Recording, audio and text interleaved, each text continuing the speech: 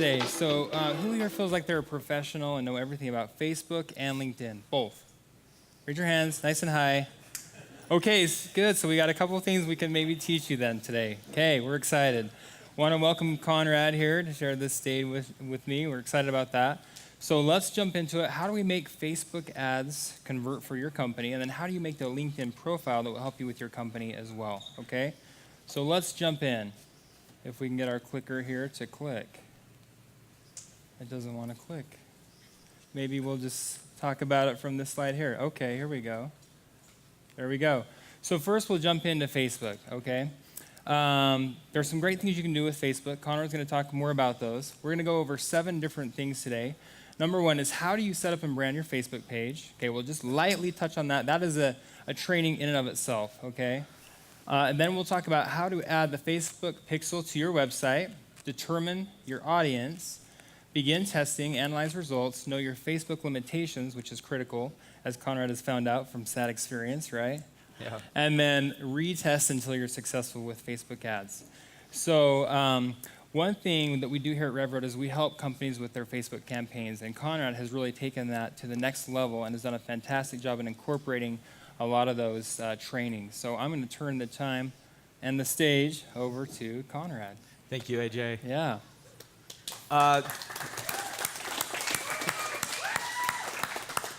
So I'm the marketing manager at Momni.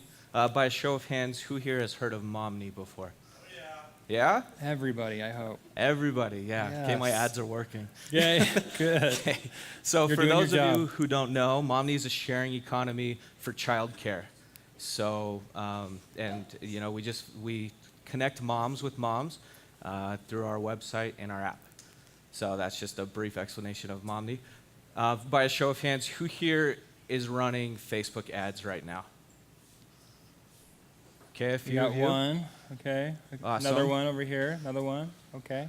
And Great. And do you think that you're running those effectively? Have they had good results for you? Yeah?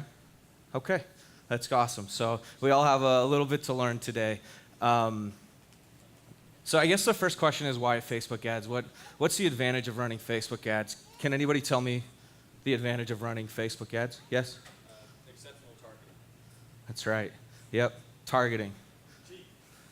Yeah, Cheap. it's Okay, a heard cheat that. code. So we're going to go into For now, right? We're going to go into how to set up a Facebook ad campaign and just some of the tips and tricks about it. It'll just be a very basic overview, though. So before you start a Facebook ad campaign, you need to have a Facebook page, obviously. Like AJ said, we're just going to go over this very briefly. You need content. You need your Facebook page to be on brand, and then you need a little bit of engagement. The reason that you need to set this up and get some content on there before you start running ads is because if someone sees your ad, then goes to your page instead of your website, you're not going to look legitimate. So you need to get that Facebook page established before you start going for it with the ads. So number one thing you need to do if you decide to do Facebook ads is you need to put a Facebook pixel on your website. And the pixel is an analytic tool that it measures conversions.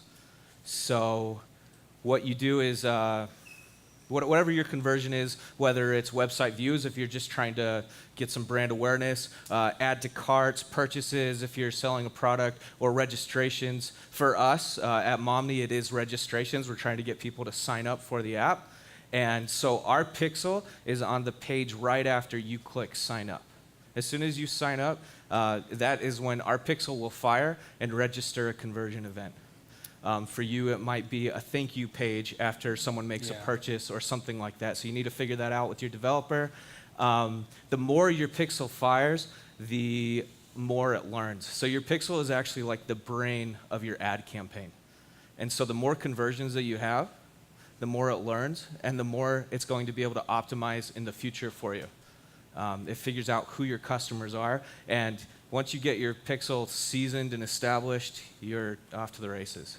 And Conrad, really quick, just because this is more of an interactive setting, okay, it's more of a workshop, right? Mm-hmm.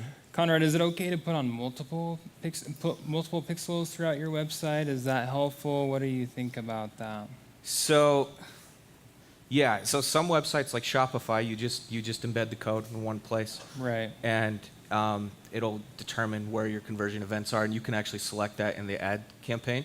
It's different for wherever you're setting up your website, but it's pretty simple to set up. Very cool. And it's all just through the business manager. So, Cool. yep. Yeah. So typically you have one Facebook pixel, Yeah. right? Right. You right. said, And then, yeah, and kind of follow on with what Conrad was saying. You know, you do want to have the pixel there. And, sure. So you Nice have and to- loud. You want to have the There you go. pixel so that it actually shows up on every page. So like in the header, yeah. right? And then from a developer standpoint, you can have that fire after, for different Right. types of events. So I guess what I meant is you determine which events you fire Yep. it for. Yep. The Perfect. pixel is just on the website. Perfect. Thank you, Bruce. Okay. So that's your pixel. You want to get that set up first before you get into anything. And then what you want to do is your most important tool besides your pixel is going to be your audience. For Momni, we've had a lot of success with a lookalike audience, which basically you have to have at least 1,000 contacts. And what you do is you upload it as a CSV. That can be from an email list, website visitors, existing customers. We use existing customers. You upload it as a CSV, as a custom audience, and then you convert it into a lookalike audience. So Facebook takes all of the attributes of those people in your list, and it figures out who is your target audience. So lookalike audiences are super powerful in Facebook ads. If you don't have that many contacts, you need to do custom targeting. And it's a little bit harder. So you need to really know who your customer is to do custom targeting. You can go in and determine like age range, male, female, or both, and then you can start doing different attributes. So what I like to do as an exercise when I'm figuring out my custom targeting is I like to get into the head of my customers and ask questions. So I like to play a little game. So for me at Momni, I'm like a mid-20s mom with like a 3-year-old, right? You look just like it, Conrad. Yeah. So I'm a mom with a 3-year-old. I'm like 25. So I like to ask myself, what do I like to do? Oh, I like to shop. Oh, okay. I like to spend time with my family. What do I eat when I first wake up in the morning? Okay. Avocado toast. There you go. There you go. What do I like to drive? My Prius. There you go. You just ask yourself these questions. Workout clothes all day long, Yep. right? Kiddos. And yeah. you can start You got very it. general with the questions like, what do I like to do? Where do I work? How old is my kid? Type of thing. But then you can also start getting really into it, like what do I like to drive? And this kind of stuff, as you do your custom targeted audience, you'll start building up conversions, and then eventually you'll work your way to your lookalike audience and your pixel being more seasoned. And Conrad, isn't it true that the more precise you can be with who your audience is, the better your ads will become, Yeah. right? Yeah, definitely. Cool. So that's why you want to ask those questions and really narrow it down. Right. How do you feel about like scraping emails? Oh, thanks. How do you feel about like scraping emails or something to create a lookalike audience? Do you know what I mean? Like, get someone in a different country to go find you 1,000 contacts. Because you're not actually like sending them stuff, you're just trying to get their attributes, right? Yeah, I mean, you want to make sure that these people are your target audience, right? You want to make sure that they're your customers. And if you're getting emails from a third party, then you don't know for sure if they are your actual customer. I could get a 40-year-old guy in New Jersey who's never going to use Momni.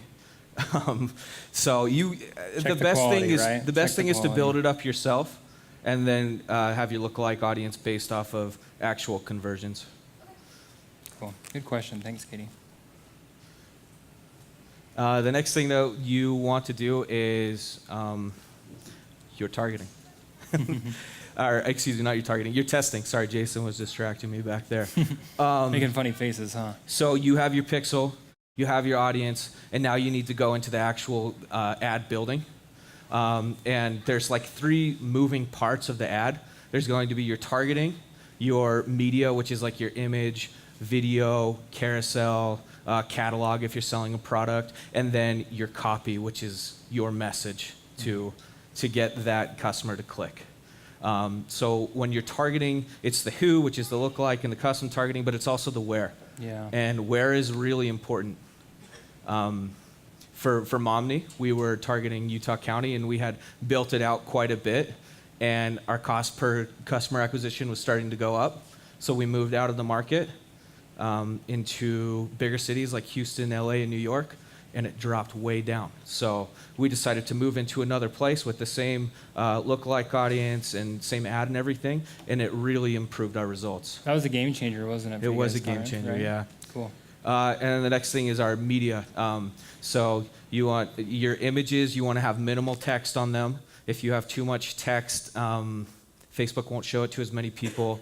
And your videos, you want to make sure that if you're having a video that it's short and you have subtitles on it, because like 90% of people watch videos on Facebook without the sound. So make sure you're adding subtitles. Your copy, you want to make sure that you're reaching the right people at the right time with the right message. So what you want to do to get it started is you want to create your assumed best ad first. So take your best image or video, your best message, and your best targeting, and go for it. And then what you're going to do is you're going to duplicate that ad set, and then you're going to change. So if you want to test an image, you just change the image. You don't change the message. You don't change the targeting. You just change the image. And you can do that 5 or 6 times, run them at like $5 a day, and then you can see which one's doing the best. If you put all of the ads into the same ad set, the ad set is where the budget is controlled. Facebook determines very quickly which ad is better, and so it starts allocating all of your budget to that ad. I like to test ad set by ad set so that each ad has a fair shot. Because one could get 5 clicks right off the bat, but the other one's actually better. And so that's a little tip. Yep. So this is an ad that we were running. Yes? Sorry, before we move on, what would you define as some significant data points? Thanks, Elisa. Hold on just 1 second there. There you go. What would you define as some significant data points in terms of testing if you're running those for $5? Like how many data points would you get before you'd move on to determine what is the best one relative to like you said, what time, what place, what person? Sure. So I like to run ads for a week against each other at $5 a day. And then I look at the clicks. We'll actually go over like analytics and measuring data. But you just give yourself enough time to acquire that data, right? So you'd say it's time over the amount of data? It's either. Okay. But obviously amount of data is the most important. So. Okay. Hold that thought for 2 seconds. Okay. So this is, sorry, I'm pointing back there. This is an ad that we ran that was doing well. It was doing really well. And it was doing well in Utah County. And then we decided to change it up a little bit, optimize. This is an example of optimizing your best ad because you can always do better. And we came up with that. It's more or less the same text. We just changed the image, and it's done significantly better. This ad here looks obviously like an ad. This one, not so much. This looks so much like a stock photo. This one, not so much. So, we could have left it off with this one, but we wanted to keep testing and optimizing. We came with this. This is what we're running with right now. And any day now, we'll probably find a better image than that. And notice the engagement on the second ad too, Conrad. Isn't that interesting? Yep. Much more engagement. Can you tell us of some of the comments you've gotten on the second one and why they like it better than the first? It's just more engaging. Comments are mostly friends tagging each other to just let them know about our service. Cool. This is a great idea. It's not anything really about the content in the ad. It's more about the idea in general. Cool. Yeah, you mentioned expanding beyond Utah Valley or Utah. Do you find that your lookalike audience changes at that point? Yes. Yeah. So what do you do about that? For sure. So we're getting over 100 users every day, and so every 2 weeks I create a new lookalike audience because we're getting so much new data. Our Utah County lookalike audience from like 4 months ago is probably not the best lookalike audience for New York City, and so I just keep uploading new lookalike audiences, label them with the date, and every 2 weeks, new data. This is cool. Conrad, how often do you check your analytics? I probably check my analytics 10 times an hour. Isn't that awesome? Maybe I more. love that. So, I love that. So as we are testing, here's some tips for testing. Like I said, you do ad set against ad set, duplicate your ad sets, test only one ad in each ad set so that you're not losing budget, or you're not missing ads that could be doing well, excuse me. Duplicate them, make slight changes, test your ad location, and then make sure, and this is very important, make sure as you're duplicating these ad sets, you are always labeling them differently, or else it'll all look like the same ad set. So you need to change the label on it every time. This is what it looks like in your analytics for the data. You can see here that this is an ad we're running in Chicago, $75 a day budget. We have had 115 signups for $1.17 per result. These are the two numbers that I look at the most, results and cost per result. But there's other numbers that you can take into account based on where you are with your ad campaigns. Results is important. That's going to be when your pixel fires. That's your conversion event. That's what you want.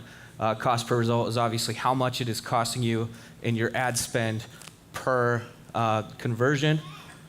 Spend in budget, it's easy to say, oh, I'm just spending, $100 a day, but at the end of the month, that's $3,000, and if you've only budgeted for $2,000 for the month, it can get out of hand from personal experience.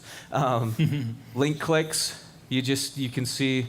I look at link clicks most when I start a new ad set, just to see how many people are actually going through, how engaging it actually is. Click-through rate shows engagement. The average for Facebook on click-through rate is 0.9%. So anything over 0.9, you're doing great. Relevance score just tells you, it's out of 10. It tells you how relevant your content is to the people seeing it. And then cost per click. If you're going for brand awareness, this is something that you really want to look at. But like I said, these are the two that I always look at. So Facebook, as much as you want to think that you have free speech there, as much as it seems like you do, you don't. It's a private company, and they can limit what you do. So I used to work for a concealed carry accessory company. It was a manufacturer. And we ran ads for a little over a year on Facebook, and we spent just over $500,000 on Facebook ads, and then one day they just decided nope, and turned our whole ad account off. And after lots of emails and phone calls and submissions for review, they just said tough luck. So that can happen. Hopefully your products aren't as controversial as guns. They won't let you do like sensational comment. You can't target people and in your copy say like, hey, if you make under 50K, check this out. You can't do that. Multi-level marketing, this is where we've had some trouble with Momni. We are not multi-level marketing, but you can't use language that sounds like it is like a get-rich-quick scheme. And our ads targeting hosts say, hey mama, are you looking for ways to earn income from home? And we get blocked on those ads almost every time we submit them. Misleading content, obviously you can't say, check out this clothing boutique, and then they go to the website and it's for a video game. They trace back to your landing page, so they'll check all that out, your whole website, controversial content, no political stuff. Make sure your grammar is on point and you're not using profanity, and you can't use before and after pictures. Like, you just can't. So weight loss, that kind of thing. Now, I have found some loopholes in the system because Facebook is very subjective in the review process. I found these out when I was at the concealed carry accessory company. If your ad gets disapproved and you feel like it's kind of on the border or totally within the policy, you can minimally edit it and resubmit it. My go-to is I like to take a period out and add an exclamation point, or vice versa. So, small edits. That's right. It works. I have had some where I've done it up to 6 times and had it approved. Some it just gets approved the first time. You can also submit it for a review, but that takes up to 24 hours. So I like to do the minimal edits and just hope that somebody else is reviewing it that actually looks into it. So minimal edits, resubmit, repeat. And then once you have your Facebook ads up and going and you have an ad that's working well, you want to scale it. So you just crank that budget up and just ride that cash cow. And just make sure that once you find an ad that works and you do crank the budget up, that you are still trying to test it and duplicating it and doing new images and messages and stuff. But when you do that, when you duplicate it, make sure that you are editing the budget, because if you duplicate an ad set that's spending $60 a day, that dupe is going to have $60 a day ad spend. So set that back down to $5 and just adjust your budget accordingly. Keep an eye on it and just, make sure it doesn't get away from you. Make sure you have a set budget beforehand, right? So you're not runaway budget and no, I've spent thousands and thousands. That's right. Good question.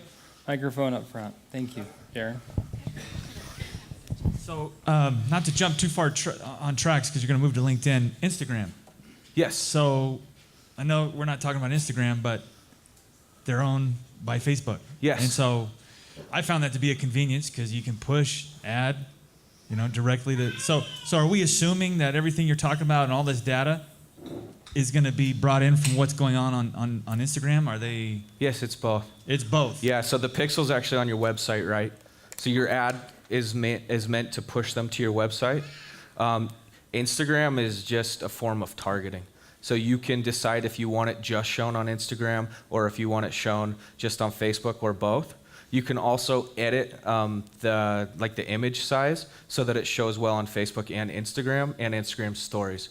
So all of these principles apply for Instagram as well because it's all done through Facebook Ad Manager. On this back-end office here, you can see data from Instagram engagements as well. Yeah. Okay. Yep. Good question. Thanks, Trevor. Yeah, so as you guys do these things, as you test and make new audiences and figure out what works, your conversions will keep building and it'll start building your pixel. And when your pixel is established, you can kind of just let your lookalike audience and your pixel run as far as targeting. Yep. Yeah. Thanks, Elisa. From B2B versus B2C? Do you mind repeating that one more time? Just so we get Is it there a recorded? certain level of effectiveness when it comes to a B2B ad versus a B2C ad on Facebook? Yes. I would say B2C is the primary. Going business to business is hard. It's hard to target somebody who's a decision maker at a business. But Stay tuned for LinkedIn everybody's a training. customer, right? Everyone's a customer. That's right. Cool. Okay. Any other questions? Oh my goodness. Conrad, well Thanks, done. guys. You guys give it up for Conrad.